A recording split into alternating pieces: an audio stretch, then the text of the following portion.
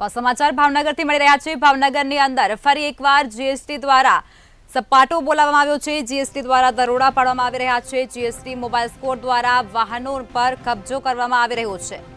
2 Bolero અને એક truck ઝડપી લેવામાં આવી ચૂક્યું છે। ભાવનગર હાઈવે પર ચેકિંગ હાથ ધરવામાં આવ્યું છે, જેમાં શંકાસ્પદ વાહનો ઝડપી લઈ અને કાર્યવાહી શરૂ કરવામાં આવી ચૂકી છે।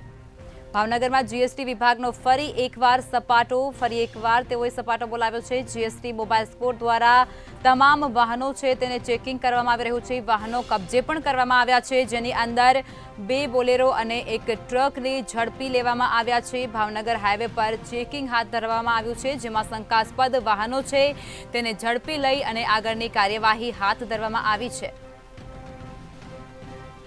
ભાવનગરની અંદર જીએસટીની 2 અલગ-અલગ ટીમ દ્વારા 3 જેટલા વાહનો ઝડપી પાડવામાં આવ્યા છે। 2 બોલેરો અને એક ટ્રક ઝડપી અને તેઓને કચેરી ખાતે પણ લઈ જવામાં આવ્યા છે। ત્યારે ત્રણેય વાહનોની પેનલ્ટી અથવા તો ડોક્યુમેન્ટ વેરિફિકેશન કરી અને તેને છોડાવવામાં આવશે તેવી માહિતી પણ મળી રહી છે।